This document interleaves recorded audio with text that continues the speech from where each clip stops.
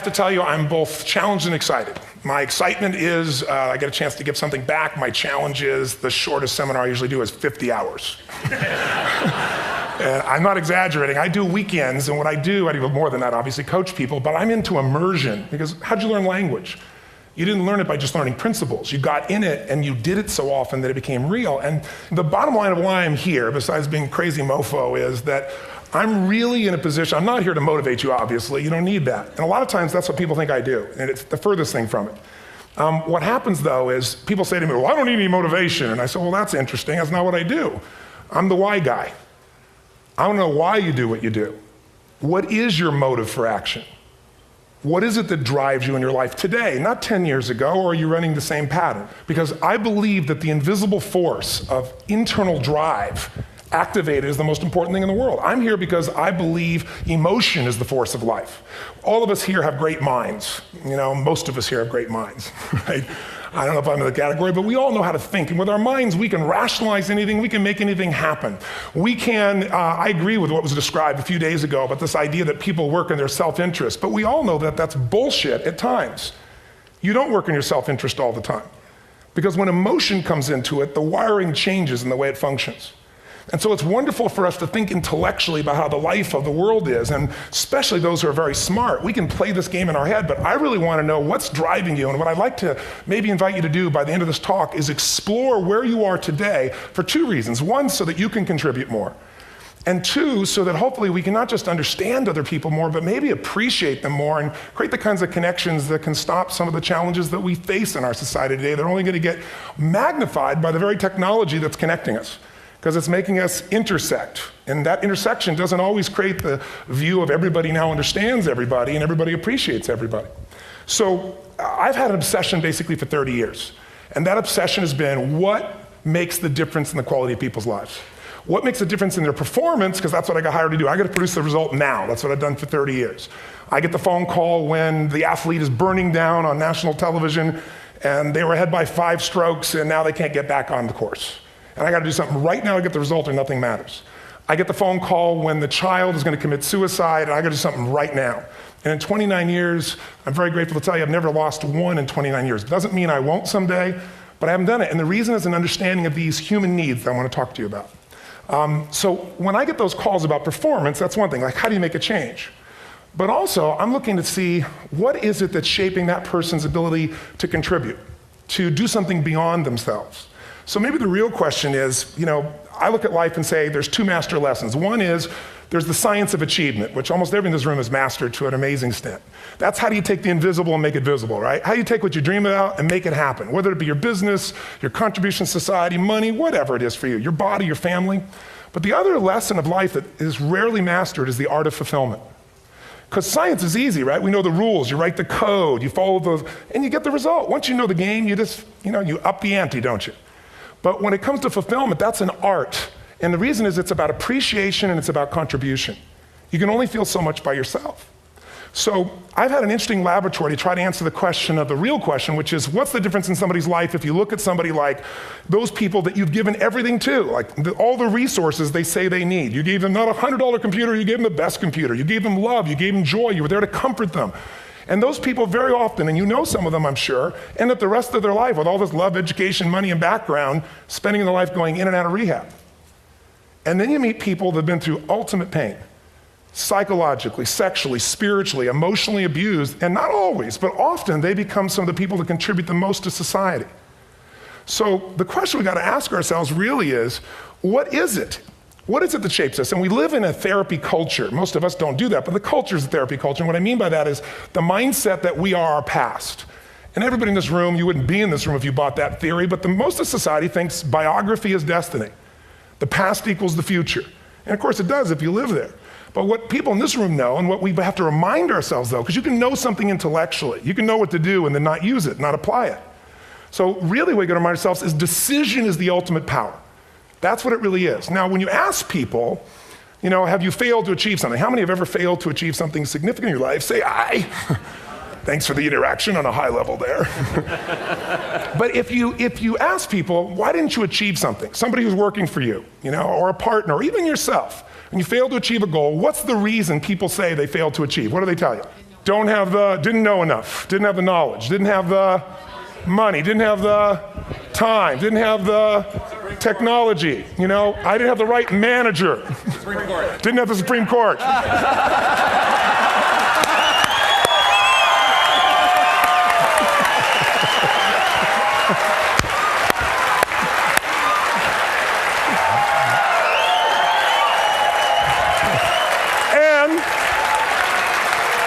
And what do all those, including the Supreme Court, have in common? They are a claim to you missing resources. And they may be accurate. You may not have the money. You may not have the Supreme Court. But that is not the defining factor.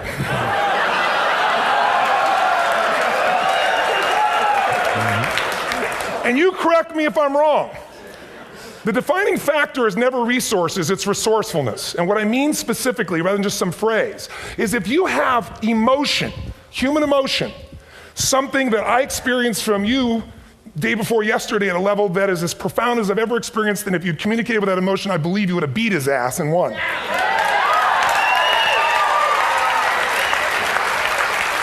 But how easy for me to tell him what he should do. Idiot, Robbins. But I know when we watched a debate, at that time, there were emotions that blocked people's ability to get this man's intellect and capacity and the way they came across to some people in that day. Because I know people that wanted to vote in your direction and didn't, and I was upset. But there was emotion that was there. How many know what I'm talking about here? Say I. So emotion is it, and if we get the right emotion, we can get ourselves to do anything. We can get through it. If you're creative enough, playful enough, fun enough, can you get through to anybody, yes or no? If you don't have the money, but you're creative and determined enough, you find the way. So this is the ultimate resource, but this is not the story that people tell us, right? The story people tell us is a bunch of different stories. They tell us we don't have the resources, but ultimately, if you take a look here, flip it up if you would. They say, what are all the reasons they have in common? We've said that. Next one, please. He's broken my pattern, that son of a bitch. But I appreciated the energy, I'll tell you that. What determines your resources? We've said decisions shape destiny, which is my focus here. If decisions shape destiny, what determines it is 3 decisions. What are you going to focus on? Right now, you have to decide what you're going to focus on. In this second, consciously or unconsciously, the minute you decide to focus on something, you got to give it a meaning. And whatever that meaning is produces emotion. Is this the end or the beginning? Is God punishing me or rewarding me, or is this the roll of the dice? And emotion then creates what we're going to do, or the action. So think about your own life, the decisions that have shaped your destiny. And that sounds really heavy, but in the last 5 or 10 years, 15 years, haven't there been some decisions you've made that if you made a different decision, your life would be completely different? How many can think of one, honestly? Better or worse? Say I. So the bottom line is maybe it was where to go to work and you met the love of your life there. Maybe it was a career decision. I know the Google geniuses I saw here. I mean, I understand that their decision was to sell their technology at first. What if they made that decision versus to build their own culture? How would the world be different? How would their lives be different? Their impact. The history of our world is these decisions. When a woman stands up and says, no, I won't go to the back of the bus, she didn't just affect her life. That decision shaped our culture. Or someone standing in front of a tank. Or being in a position like Lance Armstrong and someone says to you, you got testicular cancer. That's pretty tough for any male, especially if you ride a bike. Right? You got it in your brain, you got it in your lungs. But what was his decision of what to focus on? Different than most people. What did it mean? It wasn't the end, it was the beginning. What am I going to do? He goes off and wins 7 championships he never won once before the cancer because he got emotional fitness, psychological strength. That's the difference in human beings that I've seen of the 3 million I've been around. Because that's about my lab. I've had 3 million people from 80 different countries that I've had a chance to interact with over the last 29 years. And after a while, patterns become obvious. You see that South America and Africa maybe connect in a certain way, right?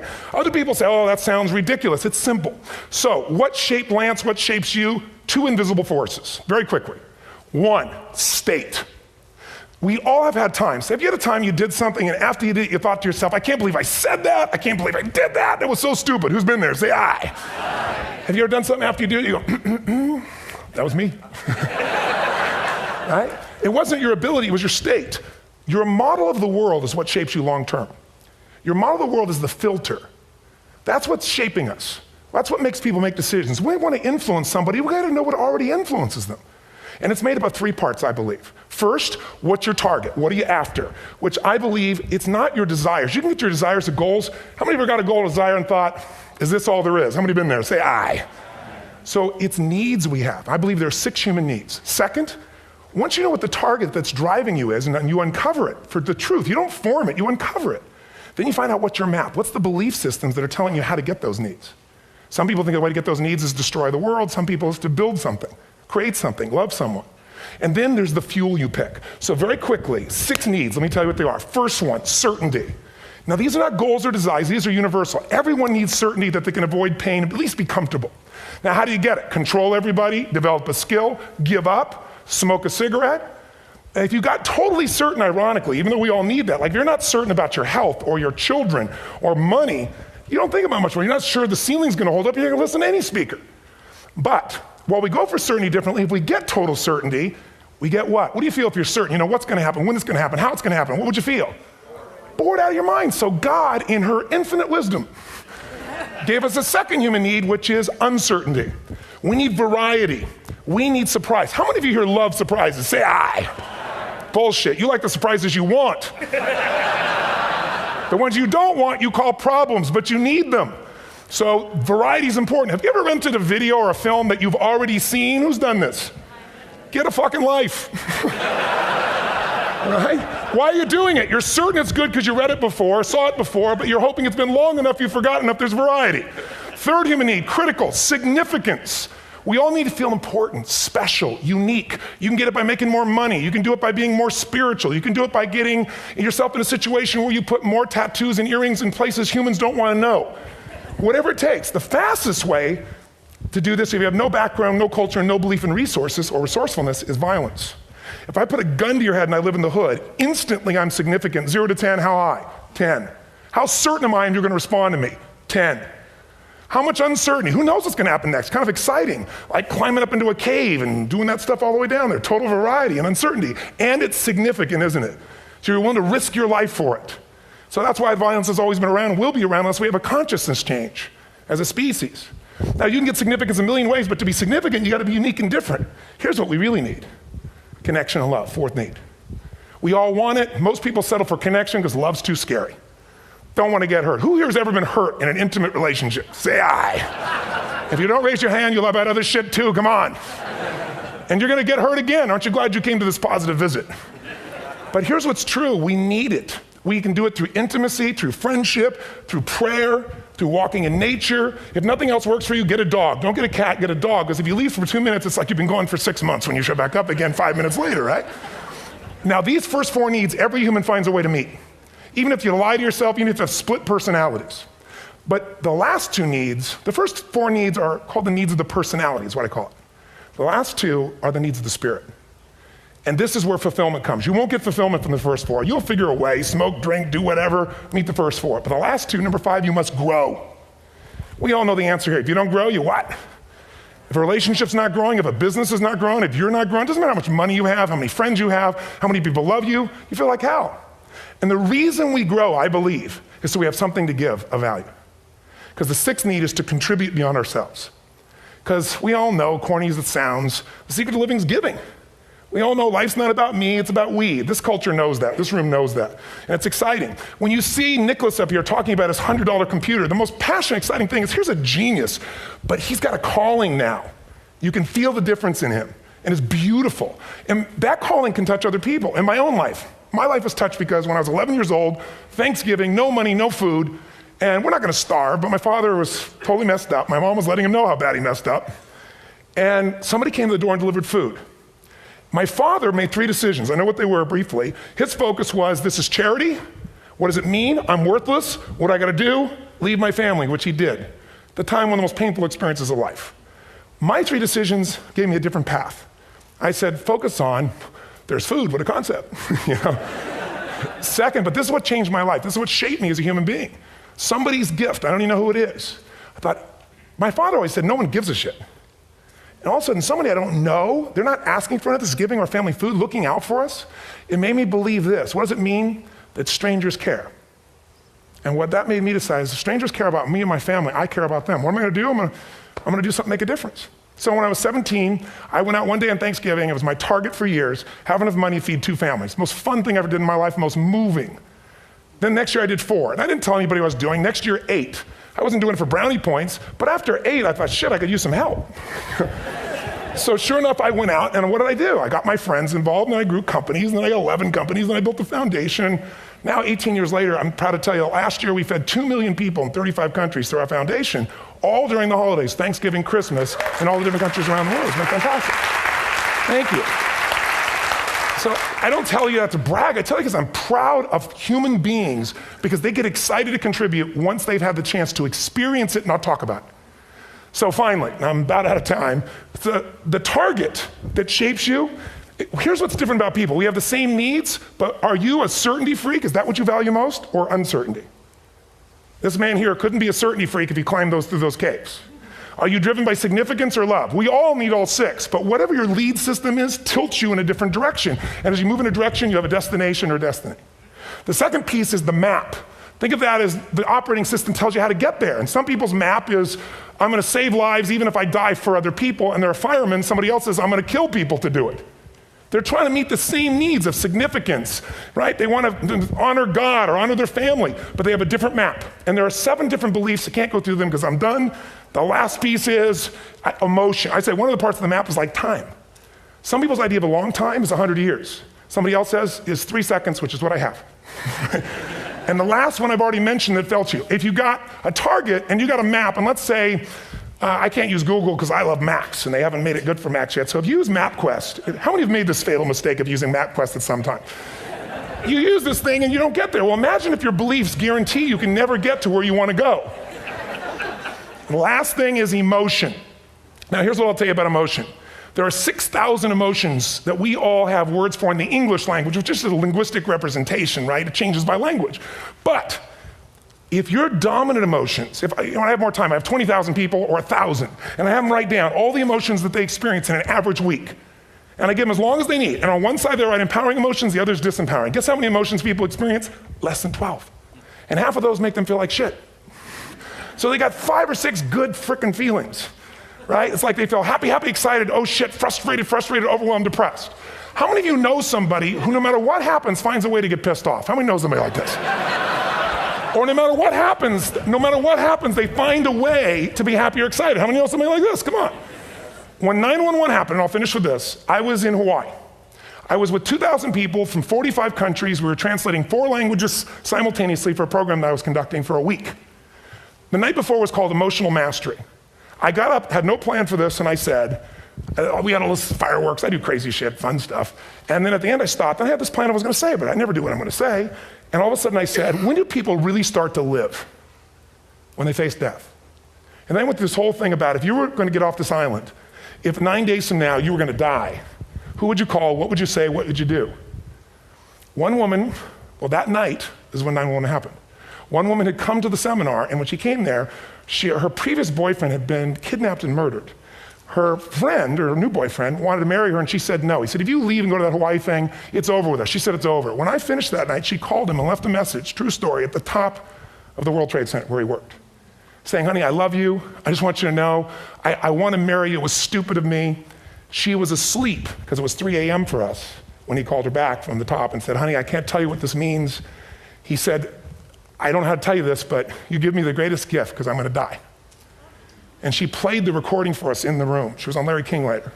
And he said, you're probably wondering how on earth this could happen to you twice. And he said, all I can say to you is, this must be God's message to you, honey. From now on, every day, give your all, love your all. Don't let anything ever stop you.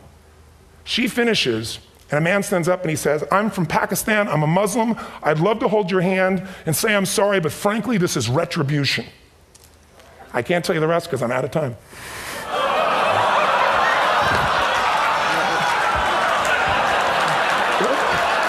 Are you sure? Finish the story. 10 seconds.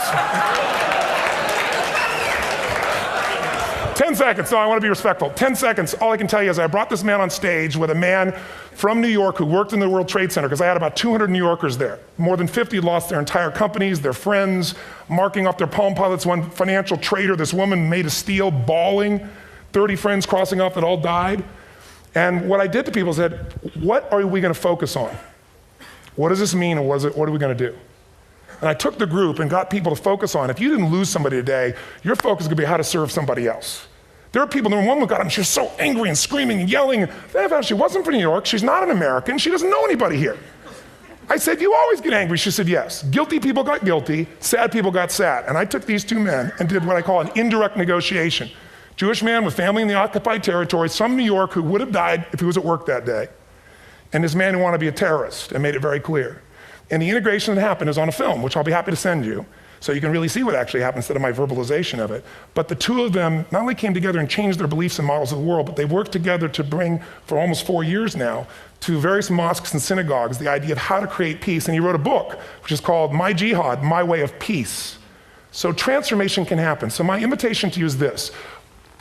Explore your web, the web in here. The needs, the beliefs, the emotions that are controlling you, for two reasons. So there's more of you to give. Achieve too, we all want to do it, but I mean give, because that's what's going to fill you up. And secondly, so you can appreciate, not just understand, that's intellectual, that's mind, but appreciate what's driving other people. It's the only way our world's going to change. God bless you, thank you, I hope this will serve. Tony Robbins.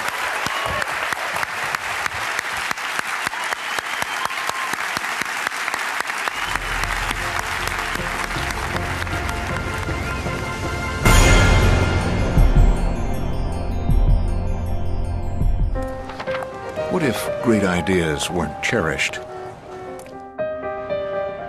What if they carried no importance? Or held no value?